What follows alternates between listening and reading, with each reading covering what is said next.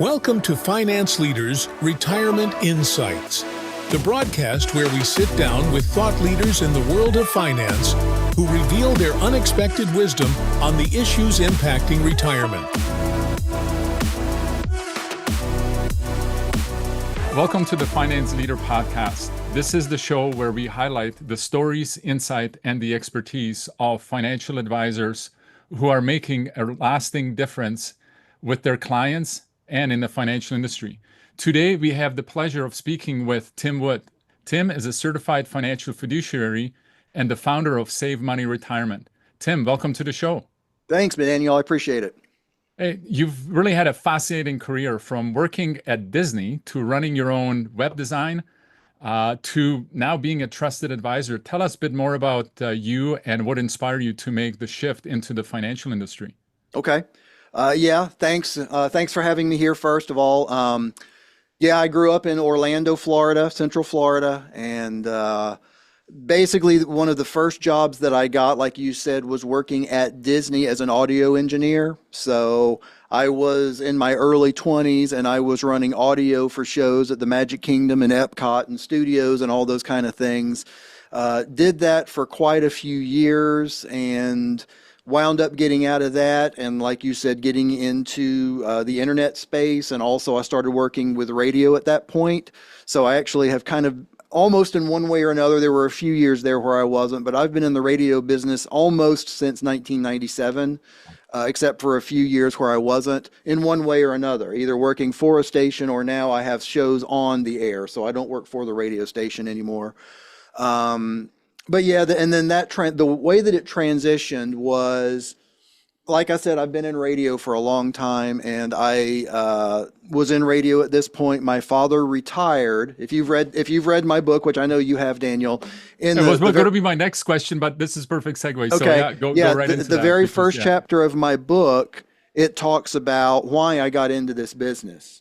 So the reason I got into this business and why I made the transition is because of what happened with my dad. So my dad retired in 2000, and for any of y'all that remember what the market did in 2000, from basically 2000 to 03 or 04, it was poof. And at the same time, my dad was taking withdrawals from it. So not only is it going, that's what's called, y'all maybe have heard this before, it's called the death spiral. When you're taking money from an account and the account's going down in value at the same time. So he literally lost over 75% of his retirement in 4 years, had to go back to work and worked for another decade. So that was the first thing that made me say, oh my God, because he had worked his whole life for this company, had a nice big retirement, big mid six-figure retirement.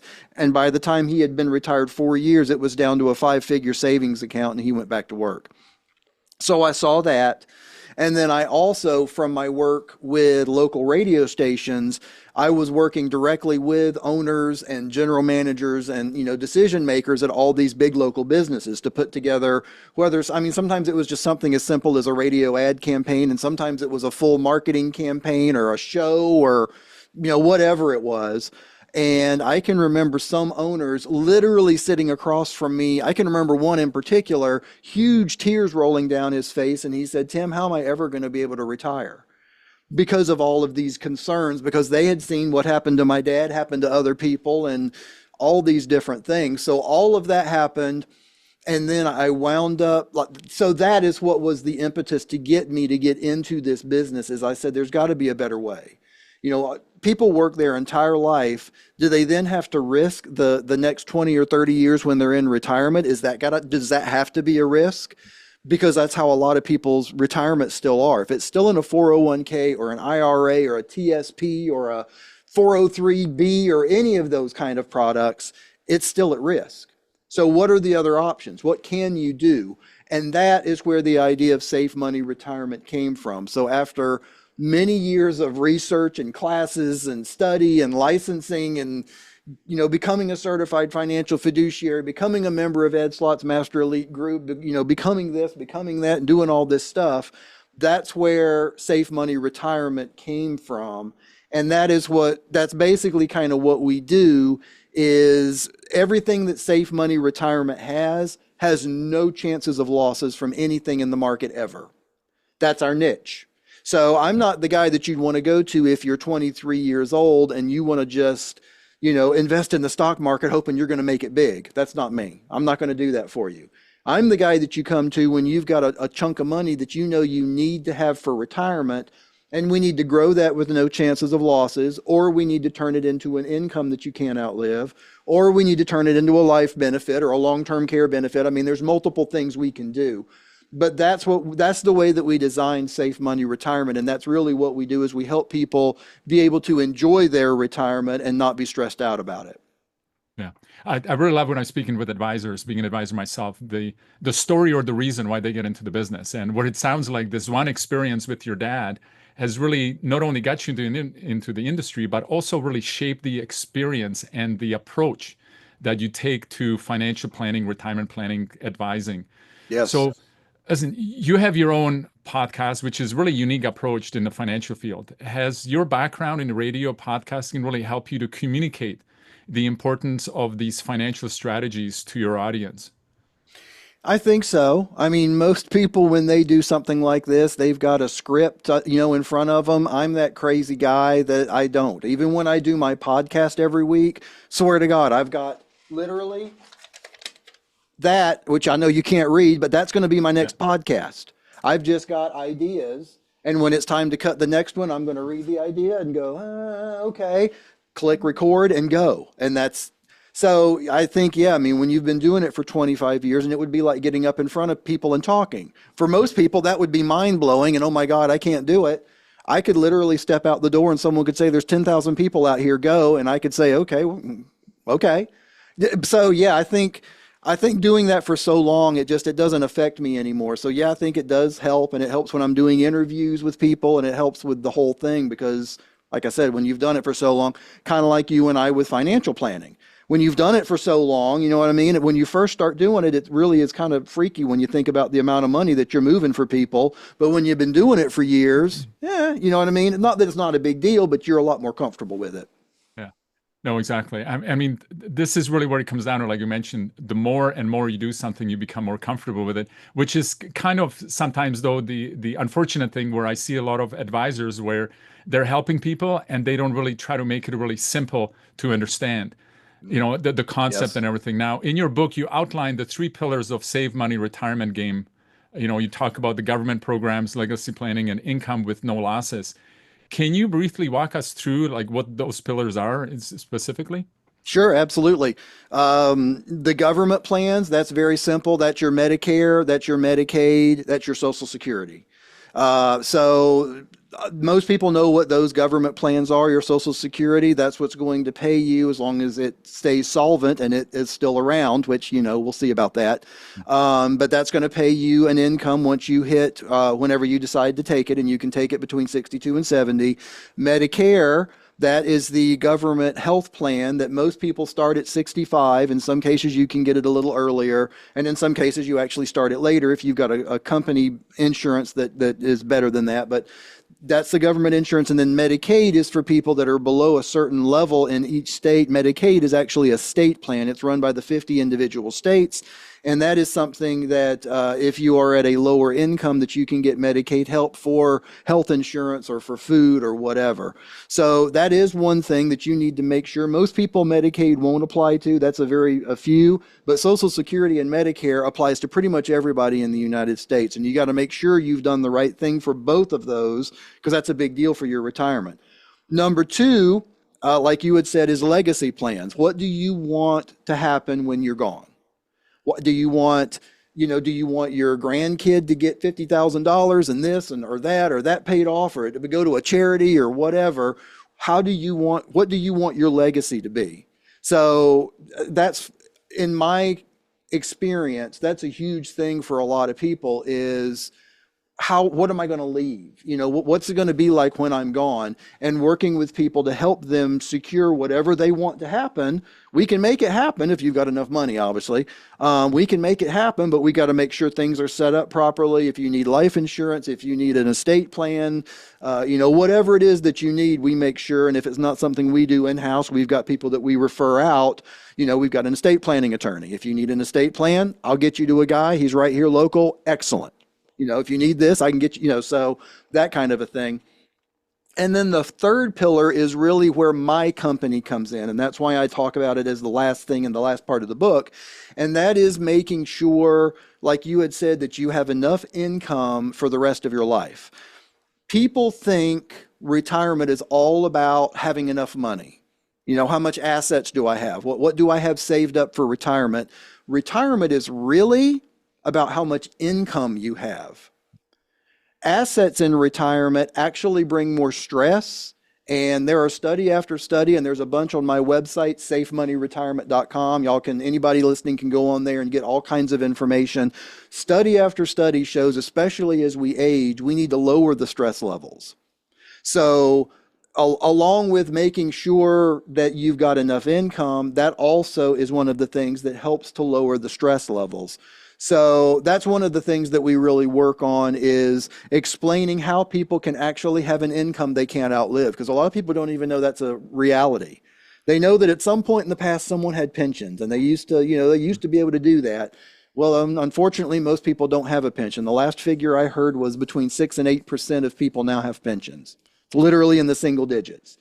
But the thing is, there are plans out there from top-rated life insurance companies, and they're fixed plans, so there's no chances of any losses, that will pay you and your spouse as long as either one of you are breathing. And if there's anything left in that account, if y'all both pass relatively soon, every penny in that account would go to whoever you've named as your beneficiary. So if you go before all the money's used, it goes to your beneficiary. If you go after all the money's used, well, it doesn't go to the beneficiary, but you actually beat the bank because they had to pay you after it got down to zero. People don't know those kind of plans exist.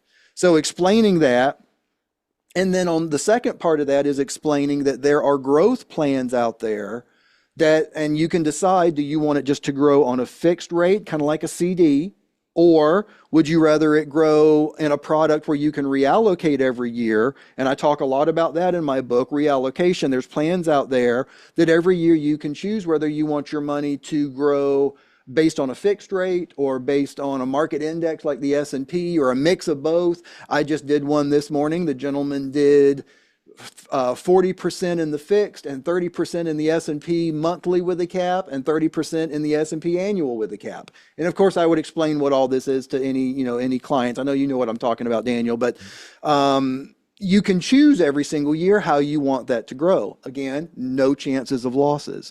So that is the third pillar. And if you have all three of those things, if you make sure that your government stuff is that you did your Social Security, you took it when you should, you've got your Medicare plan dialed in, you've got the right supplement or the right Advantage plan or whatever, everything's good there, great. What are we going to do when we're gone? Legacy. If you've got life insurance you want to leave, or if you, whatever that is, however you want things to happen when you're gone, we've got that taken care of. Great. Now let's make sure we've got your income taken care of. That's number one. Make sure you've got enough income to cover you now and in the future. So what I normally do is do a couple of smaller income plans that can keep growing even after you turn on the initial one to overcome inflation in the future. Because yeah, you do get that cost of living increase in Social Security, but sometimes it's not enough to counter inflation. So you may need more money in the future. So I like to have some plans that we can turn on in the future when you might need a little more money. But make sure the income is taken care of. Now we can relax. Now we can enjoy our retirement. And then anything that's left, we look at putting into growth plans that you can withdraw from if you ever need to, or you can just let them keep growing. And again, we would set the beneficiaries to wherever you wanted that money to go when you're gone. Yeah. In the book, you talk about, and I like this just to play on words, you call it if come. Mm-hmm. Can you explain a little bit over the difference? I mean, you already talked about the guaranteed income, but can you kind of go a little bit more into details what if come really means and the difference between the guaranteed income? Absolutely. The difference in guaranteed income and if come is this. If you know for 100% sure that you are going to get that paycheck, whatever it is, for the rest of your life, no matter how long you live, that's guaranteed income. Okay, that's what I'm talking about with these plans, like I just said, these fixed income annuities. They're going to pay you and your wife, if we set it up that way, a fixed amount for the rest of your life, no matter how many years you're breathing. Doesn't matter. As long as you're still breathing and as long as that company is still around to pay the payment, of course. But that's why we're only looking at the very top rated companies. We're not going with the lower rated companies for these. As long as they're around, and some of them have been around for over 100 years already, they're paying you. That's guaranteed income. That's the number that you need to make sure you've got enough of now, and that you've got enough of for the next 20 to 30 years to make sure that your expenses are covered. Okay, now that's how we can relax. If-come is, okay, I've got this much money in an account and I'm going to just keep trying to grow it and I'm going to take money out of it.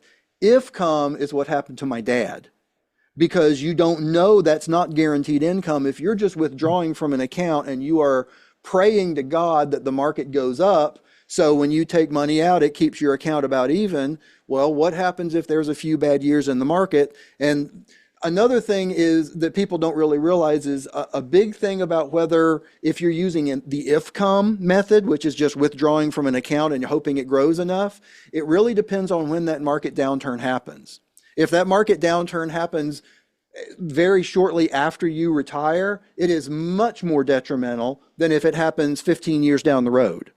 So, you know, that timing of returns or sequence of returns risk is what they actually call it, as to when you actually lose the money is a big deal. But that's what if-come is, to answer your question. Guaranteed income is something that you know is going to be there every single month. If I spend it this month, it's coming next month. And if I spend that one, it's coming the month after. Makes it a lot easier to spend that money and enjoy it, versus if-come, I've got this account and I guess I got to take some out, but I'm not wanting to. So people are actually underspending because they don't want to take money out, because what happens if the market goes down, and, you know, they're kind of contracted back and hoping that things work out. That's if-come.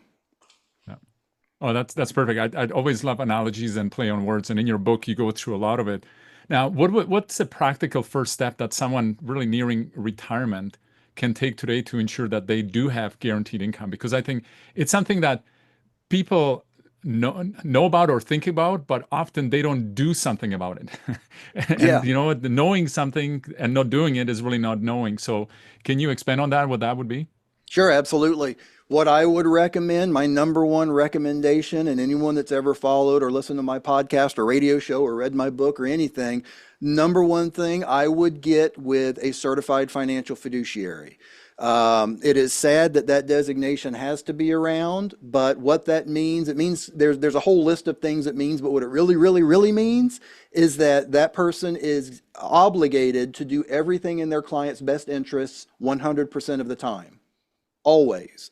So that would be my number one suggestion, is to sit down with a certified financial fiduciary like we are here at Safe Money Retirement and have that conversation. And that's the way that I work with everybody. Basically, the formula that I've got for everybody that comes through, first thing I try to do is get someone a copy of my book. Either they buy the book, or they get the Amazon book, or they get the Kindle book, or they call in and say, hey, can you send me a book? And we normally do. We actually send out books free. We just ask people to cover shipping. So, you know, we do that or whatever. I try to get someone to read the book, because the book explains who I am, what I do, why I do what I do, but it also goes into explaining why they need the income, and it explains how these products work. So then after they've read the book, then what I do is I do a first appointment that I call a fact finder. There's literally nothing for me to sell someone on a first appointment. I'm just talking about them, what they've got, what they need, what their goals are, what their biggest concerns are, all that stuff. And I've got a form, we put it all down, and by the end of the fact finder, we have determined what my team needs to look for them. So for example, if it was you, you might say, okay, well, I've got this much in income, but I've got this much in expenses, and there's a gap there, so we know we need to get an income plan to cover that gap. Basically, by the end of that first appointment, we've decided we need this much in income, or we need this in a growth plan, or we need this in a life, or whatever it is. And then my team goes out and does a search. So the first thing is to talk to a certified financial fiduciary. The second thing I would recommend is make sure that certified financial fiduciary is fully independent, like we are here at Safe Money Retirement. So there are a lot of people out there that work for a specific company. In this industry, you know, we call those people captive. So they can only use, and I'm not going to use any names, but if you work for ABC company, you can only sell ABC companies plans. Whereas if you work with someone independent, I can do theirs, but I can also do, for example, I am personally, physically right now, I'm in Tennessee. I'm licensed with 17 companies in the state of Tennessee, which is basically all of the A-rated companies. So yes, I could do them, but I can do everybody else. So we're going to figure out for you exactly what you need. Then my team's going to search all of the top-rated companies, figure out what's going to be the best for you. And then when we get back together, I'm essentially on our second appointment, then I would just be showing you, okay, here's what you said you had. Here's what we decided that we wanted to look for. My team went out, looked for everything. Here's what we came back and found. And then I would just go through it, A to Z. Here's how it works. Here's the company. Here's their financials. If there's any indexes, whatever it is that's involved, and then answer any questions, and then just help the people, move their money or get everything or whatever the situation is. We never push anybody to move their money. The decision is always totally on them. My job is to get the information in front of someone, make sure all their questions are answered. I want to make sure they know make sure they know these products good enough to where they could be sitting in church on Sunday and tell the person next to them about how their insurance or their retirement plan is going to work. That kind of a thing, whatever it is. So that's how I work, but that would be what I would recommend is get with someone that is a certified financial fiduciary and someone that's independent. Sit down, figure out what are your needs? What are your needs for the next 10, 15, 20, 30, maybe 40 years with medical advancements? What is it that you're going to need? Let's figure that out. Let's put a real number to it. Now let's make a real plan. If you're going to need this much in income, okay, when do we need it to start? 8 years from now? Okay. Well, if we need $40,000 in income 8 years from now, how much do we have to put in now, knowing it's going to grow at this set rate, and then 8 years turn on to get you that 40,000? Let's get that plan going now. And, so that kind of a thing. Yeah, I mean, you bring up an important point. I mean, you need to know where the client is at right now. It's kind of like with a doctor, right? I mean, if you just go and sell a product, or you go out there and saying, hey, you need this, without really doing diagnosis, it's malpractice in the medical field. I think in the financial field, it kind of works the same way. And I've seen it so often where when I was an advisor, I would go and ask them, why did you buy this policy? And it was an insurance policy, and it was a permanent. And they're like, told me why, and I'm like, but that's not what the policy is doing for you. All the time, brother. Yes. It was so unfortunate, and they put a lot of money into it, but it was just designed improperly. So this is where I think, you mentioning being a fiduciary, where you go and you make sure that you adhere to certain principles, which again, I agree with you. It's unfortunate that that's where the industry had to go, because one of the reasons why I kind of exited from the finance, I still have my licenses to do insurance and things, but I'm no longer practicing. One of the reasons was that I got out of it because I started to realize that a lot of the companies, a lot of the education that's within the financial industry is more like how to sell more of their products, instead of truly looking at how do I actually help that person? How do I ensure that the person's getting the best advice? And that's kind of unfortunate. So listen, one of the things, and this is the reason why you got started in this, and I want to cover this topic. Many people are really worried about another market crash. I mean, this is something that's on people's mind all the time. Yes. What are some key steps that really retirees or pre-retirees can take to protect their assets and to really avoid the devastating losses that have happened with your father's experience? Well, one thing that a lot of people don't realize, because brokers aren't going to want to tell them, and I mean, most people aren't going to want to tell them, because people that don't do what I do, they are basically paid when that money that you go into a company and they invest your money for you, they're making a monthly fee on doing that investment for you. You understand what I'm saying? So telling them that, and here's the punchline, you can actually take your money and turn it into cash at any time. So if you've got, let's say you've got $100,000 worth of stock right now in, let's just say it's in an Ameritrade account, whatever, doesn't matter. You got $100,000 of stock in an Ameritrade account. Okay, great. Well, you could call them and say, I want to go ahead and cash out, and I want you to hold my funds as cash until I tell you what to do with them. And they will do that. Usually at the close of business for that day, they'll go ahead and sell, and they will literally just hold it like a bank account. People don't realize they can do that. And when the market starts going down in a spiral, I mean, yeah, you don't want to do it like the very first little bump, but if it really starts heading down like it did in 2000 or like it did in '08, or, if it really, really starts going down, people need to realize that you can do that. So that's the immediate thing that you can do. Also, a little side note, people that are in a TSP, there's going to be a lot of people in TSP plans. Being in the G fund is by far the safest thing in a TSP plan. There's different safe things you can do in each individual plan. Again, I would get with someone that understands how all these different plans work if and when you do see a market crash. But the big answer to your question is getting your money away from risk. That's the big answer. You still want to be in growth? Okay, great. You can be in a plan with growth, but that has no chance for market loss. That's what I do. So, that's the big answer to the question. The quick answer is yes, there's things that you can do, and you need to get with someone that can help you implement those almost instantly. But the big answer is you need to make sure that the money that you absolutely need for retirement, you need to make sure that you can't lose it. The other money, if you've got plenty of money, there's money that you can play with. Play, go on some penny stocks, try to hit it big, knock yourself out. The money that you've got to have for retirement, that's what you got to make sure you don't lose. Yeah, I mean, it really all comes down to just having a plan. And I think that's what it comes down to. And when we were talking about the stock market and somebody pulling money out, I always told my clients, hey, the easy decision is to pull the money out. The harder decision, when do you put it back in? Because you don't know. And there is advantages and disadvantages on both sides of that. If you have a plan, it becomes easier because just because the market has gone down doesn't mean that your plan has changed, unless it has changed. So again, it's just having a conversation around that. Now, in your book, you address several retirement planning myths like, expenses will be lower in retirement, or the government will take care of me. Which of these myths do you think that are most dangerous for retirees to really believe? Both of those you just mentioned. I mean, if you're waiting for the government to come save you, good luck to you, son, because no, they're not coming to save you. The other myth I put on there too, I'll win the lottery one day. Sorry, that's another one. There's a lot of them that we could.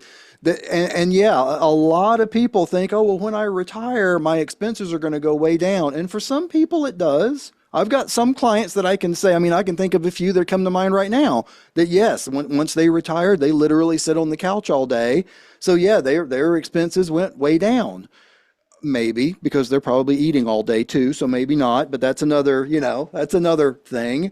But in most cases, people's expenses stay about the same because you're still, and yeah, you may not be having to spend money, eating out lunch while you're at work, but you're going to go out to lunch with your wife. You may not have to spend money on gas getting to and from the office, but you're going to spend money, every other week on gas to go with your friend to, play golf or whatever it is. You know what I mean? Well, so if every day is a Saturday when you're in retirement. Yes, all right. It is. Yep, so and that's I think from that perspective, the expenses are not necessarily going to be lower; they're going to be higher. So that's definitely one of those things. That's it. To think about. And I think the other biggest thing, and again, this is in my book as well. The other biggest thing that I think is one of the biggest fallacies, or what people don't realize, is people think if I've got a ton of money and it's in my 401k or it's in my IRA or it's in any kind of a pre-tax account, well, that's fantastic just to leave to someone as a death benefit. They don't realize that someone is going to have to pay those taxes. And unless it's your spouse that gets it, your spouse now can spread that out over his or her rest of their life. If it's anybody else, pretty much, there's a few exceptions, but for the most part, if it's pretty much anybody else, kids, grandkids, aunts, uncles, anybody else, they're going to have to pay those taxes, and they're going to have to pay them within the next 10 years. So, for example, if you were to leave someone that, say, has a relatively low salary and you leave them $1 million, well, hallelujah. That, of course they're excited. Well, now they've got 10 years, they've got to take that $1 million and pay taxes. The best way to do that would be to spread it out and do $100,000 a year, right? But now think about where their tax rate goes from. They were in the very low 12%. Well, now if you just dump in $100,000 in income every single year onto their adjusted gross income number on their taxes, they just went from 12 to at least 22, if not 24. All the way. That's from $1, they're paying more taxes. People don't realize that. They don't realize that in some cases, yes, I'm giving these people a chunk of money and that's all well and good and well intentioned. but I'm also leaving them a tax burden. That people don't realize that, and there's things we can do. That's why we do Roths. That's why we set up life insurance. That's why, again, that's why legacy is the second pillar to the safe money retirement, plan is let's make sure when you're gone that whatever, if you don't mind that they're paying taxes.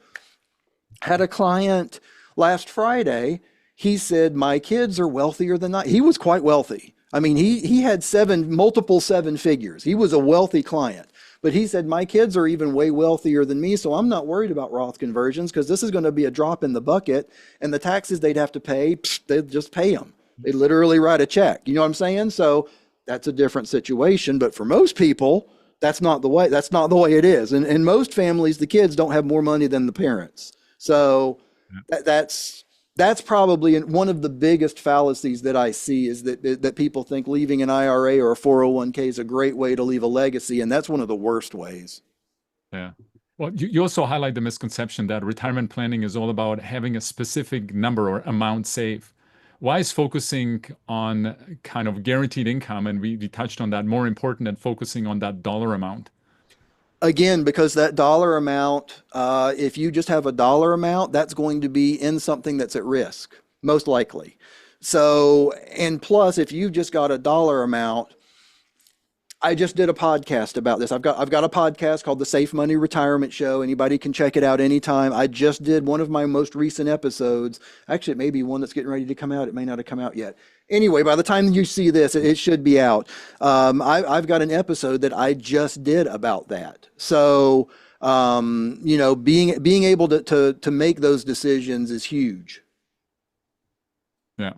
You discuss, and we were just talking about it, kind of leaving a legacy. You discuss the tax benefits of life insurance in your book, particularly how one of the most, the only financial vehicle that really passes along money 100% tax free. Can you share more about this and why it's such a game changer for a lot of individuals? It is. That's it. That's the only thing that passes along money 100% tax free is life insurance. And a lot of people think they don't need life insurance, and especially if they've got a lot of money. Like I was talking about my client that I was talking about, and I've got a lot of wealthy clients. But the thing people don't realize is with life insurance, in most cases, you can buy a life insurance policy for pennies on the dollar. So for example, Daniel, let's say you wanted to leave your son $1 million when you die. Well, yeah, you can stockpile $1 million and you can squirrel it away in some little account and name him as the beneficiary. Sure, you could do that. Or, and obviously I don't know what your health status is or what your exact age is. I mean, you've done life insurance. You kind of know where I'm going with this. But for a single premium, for a quarter to a third to maybe a half of what the amount of what the benefit would be, you can buy a policy. So now let's just say worst case scenario, you get $1 million policy and it cost you $500,000. You and I both know it's not going to cost that much, but let's just say it did. Okay. Let's say it did. What can you do with the other 500? You can do whatever the hell you want with it because it's your money. So that's one of the big things that these wealthy people aren't, they're like, oh, I don't need life insurance. That's an absolute waste. Well, is it? Do you want to leave something? Well, of course I do. They want to leave some to charity. They want to leave some to kids, grandkids, aunts, uncles, whatever it is. Okay, well, you can save that money and you can put it in something and we can leave them as a beneficiary, or for pennies on the dollar, instead of doing $1 million, you could do 500,000 or probably closer to 300. I mean, you know what I'm talking about. 350 probably would do that for most people.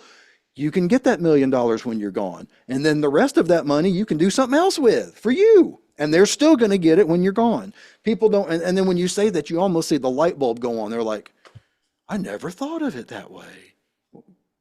So I think the biggest thing is, and again, reading through the book, the biggest thing is for everybody is just understanding that there isn't necessarily the right or wrong way to do something. There are many different ways. And I think when it comes down to, and you're talking about taxes, most people are uninformed or misinformed about the tax code. And most of the tax code is actually written in a way where it's there to benefit individuals. And a lot of people look at wealthy people that, oh, well, they're wealthy because they're doing something that's, scrupulous, something that's illegal. And it's like, no, they just understand how taxes work. And the reason that the tax code's written that way, because there are some advantages to be taken advantage of instead of looking at it and paying for that. And I think taxes is one thing. Also using, and you kind of mentioned, life insurance, using, life insurance to leverage things and doing things with Yes. it that have been done for many years. And again, most individuals don't fully understand how that works. And I think the biggest thing is for people to really go and educate themselves and have an understanding, because let me ask you this. What do you think is the biggest expense that, you have right now that you would say, if we ask you, if there are two biggest expenses, what are the biggest expense that somebody has right now? In retirement? Is At, that what at you're any saying? point. Or Yeah, at any point. This is a little bit more of a general question, but at any point, what would you say is the biggest expense that people have? well, let me specifically say in retirement, the biggest expense number one would be healthcare, especially in retirement. That's going to be one of the biggest expenses that anybody has in healthcare, is healthcare, because you don't know. You know what I mean? You don't know what could happen, and I mean, you could be wind up taking a pill that's $1,000 a month because you get some weird disease. So I mean, I see that a lot. And then the second biggest expense, usually, unless they own their home, is where they're going to live. And then third, coming in really close, usually would be food and entertainment. So that's usually what I see. Yeah. So you've taken a little bit different, but hey, you know what? We'll play around with this. So usually when I speak to people and ask them what's the biggest expense, they go and start thinking about it, like you kind of mentioned, and it could be house and those things. They don't usually think about the health, and you got a very important point on that. But they usually say taxes.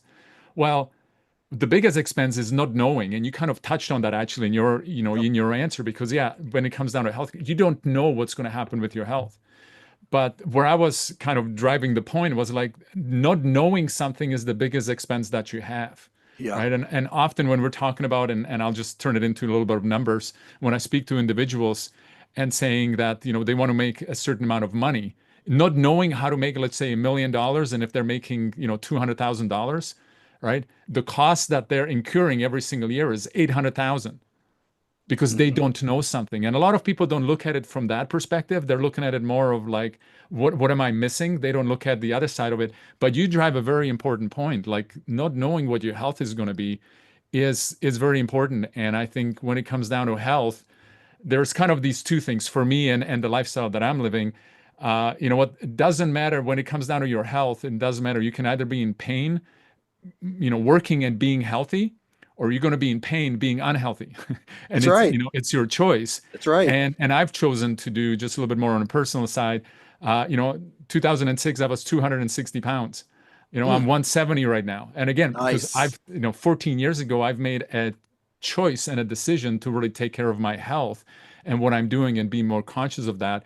And again, it was just simply not knowing. At that point, maybe not at 260. I thought if I'm about 210, I thought, wow, that would be like awesome. I knew I was overweight, but I did not think of myself as being what I would call obese. Now looking Right. backwards, going like, I don't know how I live. Again, I lived that way because I did not know something. So I That's think right. this is really the important point, is that, a lot of people, they want to make more money, they want to have a better return. They sometimes focus on the wrong things because they're focusing on tactics as opposed to focusing on principles. And what I really enjoyed with the conversation reading through your book is looking at like, hey, what are the principles? And again, the whole idea of, don't focus on a number at the end of your life, or at, before you get to retirement. Because what happened with your dad, unfortunately, he focused on the number, and I'm just going to put it that way, where it's like, no, focus on what is the income you're going to have. And I think, unfortunately, the financial industry, especially like the brokerages, they're kind of doing a disservice because they make it all about save, save, save, have that number, as opposed to going like, well, hang on, what's going to happen after that? And a lot of people don't look at retirement as like, listen, you're going to be in the retirement 30, 40, maybe even 50 years.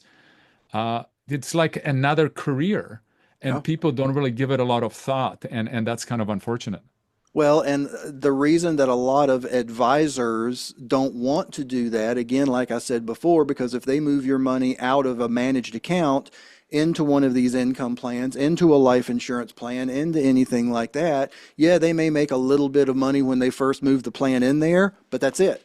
They're done. There's no monthly management fees, there's no ongoing service fees, there's none of that. So they're cutting their own throats if they do that.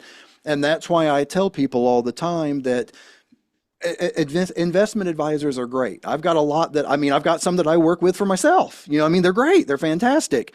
But an investment person and a retirement planner are two totally different things, completely different. So yeah, you need to have an investment person to help you get that big wad. By the time you're about to retire or you retire, you want to get it as much as you can. That's the whole point. But then when you're planning that retirement, it's time to start using some of that and getting the income. One thing you did mention I wanted to touch on real quick is education. And education to me is everything. That's what I think as an advisor, as a retirement planning professional, that is my job. That's why I wrote the book. That's why I've got a brand new website that just came out this last year with literally you could spend hours and hours on my website between the articles and the videos and the webinars, and it's just a ton of stuff. And my podcast and everything that's on there. That's why I do the podcast. That's why I've got the radio shows. That's why I do the webinars, because I want people to really know what their options are. Because once we really explain to someone what their options are and they really know, there's not really, in my opinion, I don't do any sales. I'm a broker. I help facilitate. I'm going to show you what's available, explain to you how it's going to work. And then most people literally say, okay, well, what do we need to do next? Well, we need to do an application for the thing. We do the application. Well, what do we need to do next? We need to wait for them to approve it, and then we're going to send the money. I mean, you know, we just boom, boom, boom, boom, and then it's done. They don't know that these things are available. They don't know that you can basically get a pension for yourself. They don't know that exists. They think they've got to just take 4% and pray to God they're going to live. And then sooner or later they come across someone like me and they go, the heck is an annuity? So you're telling me I can put that money in an account and it's going to pay me X dollars for the rest of my life, no matter how long I live, and anything left in that account when I'm gone will go to a beneficiary. Yes. I've had literally people go, really? So I think that's my whole job. And that's why I invest so much in marketing, but it's all marketing education, all of it. I just want to educate people. I want to make sure they understand what their options are, and then they can make the choice. If they choose they want to leave it in the market and take the IFCOM, great. I've had clients do that. That's fine.